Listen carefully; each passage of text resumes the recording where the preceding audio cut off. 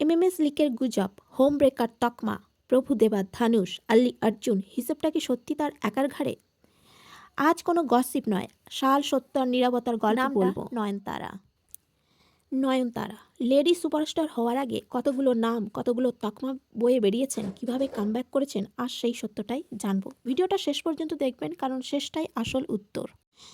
2004 সাল, তামিল সিনেমা মান মাধবন আর ভাল্লাভবনের সময়। সিম্বু অর্থাৎ সিটি আর তখন ইয়াংস্টার, নয়নতারা নতুন মুখ। এই সময় দুজনের মধ্যে প্রফেশনাল ক্লোজনেস তৈরি হয়। 2005 থেকে 2006 সালে মিডিয়াতে প্রথমবার নয়নতারা নিয়ে গসিপ শুরু, কথিত এমএমএস নিয়ে গুজব ছড়ায়। কিন্তু নয়নতারা কখনো এমএমএস স্বীকার করেননি, কোনো আইনি প্রমাণও সামনে আসেনি। কিন্তু সমাজে প্রথমবার তার নাম জুড়ে যায় কন্ট্রোভার্সি শব্দটার সাথে। রাধা রবি সিনিয়র অভিনেতা, পাবলিক ইভেন্টে নয়নতারাকে নিয়ে মন্তব্য করেছিলেন, ইন্ডাস্ট্রি দুই ভাগের হাত হয়ে যায়, কেউ চুপ কেউ প্রতিবাদ। পরিচালক সুরাজ বলেছিলেন হিরোইনের কাজ শুধু সৌন্দর্য দেখানো, নয়নতারা সেটা মানেননি। আবার কেউ বা বলেছিলেন হিরোইনদের এত প্রশ্ন করা উচিত নয়। Male costar, screen space, insecurity, backstage gossip, full egoistic level.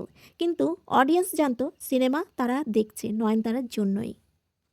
এখান থেকেই তার গায়ে লাগে অ্যাটিটিউড প্রবলেম, ডিমান্ডিং হিরোইন। আসলে তিনি আলাদা হতে চেয়েছিলেন, আর ইন্ডাস্ট্রি সেটা তখন মানতে প্রস্তুত ছিল না। সম্পর্ক, ধর্ম, সমাজ। 2009 থেকে 2012 সালের মধ্যে এটা হয়। 2009 সালে সিনেমা আসে ভিলিয়ান। এখান থেকেই নয়নতারা ও প্রভুদেবার প্রফেশনাল ক্লোজনেস বাড়ে। তারপর 2010 সালে সম্পর্কের কথা মিডিয়াতে প্রকাশ পায়, সব জায়গায় দুজনের উপস্থিতি খুব বাড়ে। 2011 সালে প্রভুদেবা বিয়ের ঘোষণা দেন। নয়নতারা খ্রিস্টান থেকে হিন্দু ধর্ম গ্রহণ করেন, নাম পরিবর্তন করেন শুধুমাত্র প্রভুদেবাকে বিয়ে করবেন বলে। তখন তিনি ডায়না থেকে হন নয়নতারা। কিন্তু গুরুত্বপূর্ণ সত্য এটাই যে এই বিয়ে কখনো সম্পন্ন হয়নি। এমনকি নয়নতারা কেরিয়ার অবধি ত্যাগ করতে চেয়েছিলেন। 2012 সালে প্রভুদেবার স্ত্রী লতা প্রকাশ্যে আপত্তি জানান, সম্পর্ক ভেঙে যায়। সমাজ তখন একটাই নাম দেয়, হোম ব্রেকার।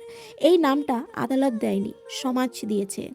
2012 থেকে 14টা এই সময়টা একা ছিলেন। নয়নতারা প্রায় চুপ, না বড় ইন্টারভিউ নেই, না কোনো মিডিয়ার মুখোমুখি হন না। কিছু পরিচালক কাজ দেওয়া বন্ধ করেন, কিন্তু তিনি কথা বলেন কাজ দিয়ে। কামব্যাক অ্যান্ড কন্ট্রোল, রাজা রানী 2013 সাল থেকে তারপর একের পর এক হিট সিনেমা। রাজা রানী, মায়া, আরাম, কোলামাভু, কোকিলা, এই সিনেমাগুলো নয়নতারাকে বদলে দেয়। প্রথমবার মহিলা কেন্দ্রিক সিনেমা, বক্স অফিস সাকসেস। এখান থেকেই তিনি হয়ে ওঠেন লেডি সুপারস্টার। তারপর 2015 সালে নানুম রাউডি ধাম পরিচালক ভিঘ্নেশ শিবান, এখান থেকেই তাদের সম্পর্ক ধীরে ধীরে তাদের বন্ধুত্ব, এবং তারা শান্তভাবে এটা এগিয়ে নিয়ে যায়। আর 2022 সালে আইনত বিয়ে, কোনো নাটক নয়, কোনো গসিপ নয়। কেন আজ মিডিয়া ভয় পায়? কারণ আজ তিনি কাউকে ব্যাখ্যা দেন না, নিজের সিদ্ধান্ত নেন, নিজের সীমা টানেন, নিজের শর্তে কথা বলেন। যে মেয়ে একদিন প্রশ্নের মুখে ছিল, আজ সে প্রশ্নের বাইরে। নয়নতারা প্রমাণ করেছেন সময় কাউকে দোষী বানাতে পারে, কিন্তু সত্য শেষমেশ জিতেই যায়। এই গল্পটা যদি আপনাকে নতুনভাবে ভাবতে শেখায়, তাহলে লাইক করুন, সাবস্ক্রাইব করুন। আর এখানে গল্প হয়, গসিপ নয়, সময় দিয়ে। আর তারপরই একটা আসে 2014 থেকে 2024 সালে, এরপর আসে ধনুষের নাম। আসলে কি হয়েছিল? সিনেমায় কিছু ভয়েস বা ভিজুয়াল ক্লিপস ব্যবহার করে অধিকার নিয়ে মতবিরোধ।